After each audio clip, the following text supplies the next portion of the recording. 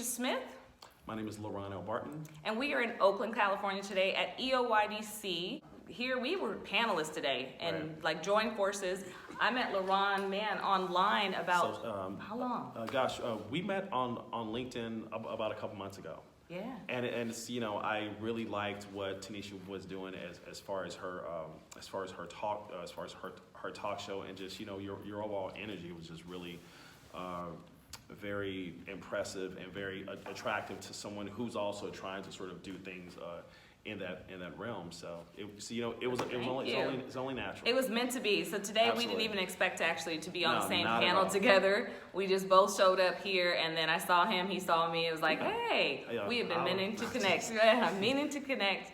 Today we talked about a lot of things: motivation. We talked about finances, as well as people pursuing education. How the reasons the reasons for it, how to pay for education, the importance of credit, the importance of saving. And one of the things I really like what you said, Tanisha, as far as like how people need to have that sort of backup, that backup account, just in case, if something happens with your car. Your emergency savings. Exactly, because from what I've been reading, many people, if they had a hit that cost them $500, they could not cover that. And so, how you stress that, being a mother and learn about savings, I just thought that was really important.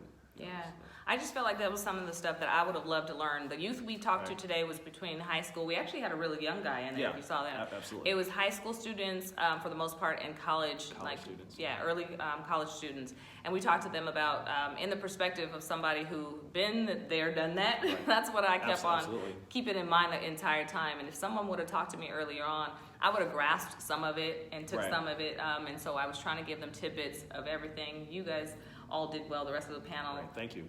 Talking about your experience and things like that, because I know our youth needs it. What I thought was really important is that how we shared our experiences, right? And so for me, it's almost critical that if I'm at point B and I started at point A, I'm gonna tell you like all the things that I did, all the challenges, all the failures, all the successes that I had to get to point B, because a lot of times, Tanisha, people like to romanticize their journey. And they'll say, oh, well, I was 20 and I'm a CEO at 27, but they're not really telling the backstory. Exactly, and it's really important to really, stress that everyone has a backstory, right? Like I was talking with a friend of mine, and we were talking about, Jeff Bezos, Mark Zuckerberg, and what people don't know is that these people came from money, right? So it's like, it's really romantic to do the entrepreneurial thing, right? But they had capital, right? So it's like I believe Jeff Bezos' family gave him several $1,000s to help fund Amazon. Mark Zuckerberg came from a family of wealth. So I think that when we talk about our experiences, we need to be as honest and as transparent as possible. Yeah, absolutely. I think youth especially tend to connect with people when they know you're just being honest. I think you're talking on the hardships. You actually got real with your conversation and your tone today. Right. And I caught on to that, and I said, that's what the youth need. They need people that are going to be down to earth. We speak well. We speak their language as well. Right. But youth tend to kind of still have a little bit more slang and things like that. And you spoke really well. And then at points and times, you actually just broke it down to them just in their English, plain English, like, stuff happens. Absolutely. I mean, one of the things that I realize is that someone once said you have to meet people where they are, right? And not only that, but I feel like that I feel the most comfortable. I'm the most confident. I'm the most authentic when I talk normal. I don't code switch. So I do know the audience, and I feel that, if you're coming at them real, then I'll be like, okay, hey, he's one of us. He came from where I came from, though, But one of the probably my favorite one of my favorite things that you had said was that you talked about the challenges of being a mother, and I thought that was just 100% real. I mean, what made you want to touch on that though? I think that's one of the things. That's where it came from. Sure. Right, being a 16-year-old mom that's the root of my story. My story started then. Before then, I was just a kid, just playing, still playing in the summertime, still had to come in at a certain time. I had a curfew. And then my story started when I was 16. A lot of people's stories don't really start till they're 16, or they don't realize they're started that young. Right.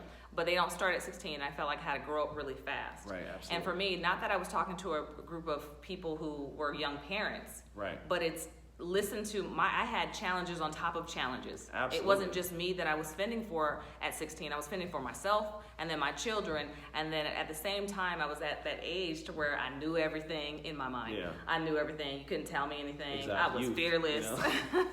I was powerful Invincible, at 16. yo. I was invincible at 16. Right. So then when I woke up later on around in my 20s, and I had 5 kids at about 27 years old, 5 kids married. And she doesn't look it. Oh, thank you so much. Yeah, see, when I got to that age and then I realized, I was like, what was I thinking? Right. And so I wanted them to hear a different twist. I was kind of sure everyone else on the panel wasn't like, didn't have that same story. So I wanted to give them a different twist. Maybe if it's not them, it could have been their mother's story. Right, absolutely. Because one of the things I'm learning recently, my daughter's 24. Yes, ma'am. I'm learning that when I tell my stories now, she's finally able to see like, oh, you were only 19 when that happened. Right. You were only 22 when that happened. I'm 24, and I couldn't imagine being your age and having to take care of those responsibilities you had. So she's realizing some things. So I'm happy to be able to share my stories, like no matter what the situation was, absolutely, and no matter what the audience is, because you can grasp onto it because it really just comes from the place of strength and then not giving up. You know what, listen, so the fact that you had a kid at 16 and it was something that you had said is that I believe you thought, or that people thought that, your life was over. Mm-hmm. And, a lot of people will just kind of give up, and so one of the things that I loved about your story is that, you speak from a place of resilience, and it's like, all the women that I've admired throughout my life, from personal or historical aspects, Tanisha, is like they had a resiliency. They were like, not only did they not give up, but they just didn't know how to give up. You know what I'm saying? You're like, they're like, look, I'm just gonna keep getting up, and you didn't let that stop you. That's commendable. You know what I mean? Yeah, thank you for saying that. You're welcome. What are some of the hurdles, or what is one of the hurdles you definitely want to highlight of something that you've gone through your career, your life, that can help? Well, for me, I would say it's quite a bit. So, I have a stutter, and I come from poverty. So, I'm African American male. So it's a lot of. So I've had to overcome a lot of setbacks. And so what I've realized is that, like you, I have to keep going, right? I've been successful in spite of those things. I would never say that racism doesn't exist, because 100% it exists. There have been times that I've lost opportunities because of my stutter. I'll give you an example. I was interviewing for this company. I'm not going to name them. They're in the news now, but it's like, I was really nervous for the interview, and so the recruiter got the feedback, Tanisha, right? And the client was like, well, LaRon kept saying, and that's just kind of the way that it's sort of the way that I kind of get around words. And I was like, you know what? It's disappointing, but we have to keep going. For me, it's always been, you have a disappointment, right? Things happen, right? And so one thing my lady, she told me, yes, 2 days ago, it was like, you have to give yourself time to grieve. But once you give yourself time to grieve, Tanisha, you have to keep going. What are you gonna do? Stop? Right. And if you stop, then what are you gonna do? So I just have to just keep going, Absolutely. I'm glad you kind of told that, and it's one of those things where if I set myself in the recruiter seat, because that is my background, HR recruitment. Yes, if I set myself in the recruiter seat and I'm across the table with someone who's stuttering, things that we can think of this person is nervous, this person, absolutely. But kind of I think, you're nervous. And so, and this is just me, and I'm trying to say this as authentically and straight as I can. Right. I would not think that would inhibit your ability to do the job. To do the job, right. And so that's what I'm always having to relate it to, and I do that all the time, right? It's the same thing. If someone comes in with, their hair differently, unless right. it's, there's right. reasons where you would judge something like that, but if it inhibits their ability to do the job, that's one thing. If it does not, right, you allow it, right? I love that. Would you change how you walked into that interview today and maybe give them the heads up front if you were to go back? 100%. So I'll never forget this, right? I spoke with a young man who had a stutter. We met at a party, and I could tell he had a stutter, and I'm able to, I guess lack of a better term, manage mine much better than he did.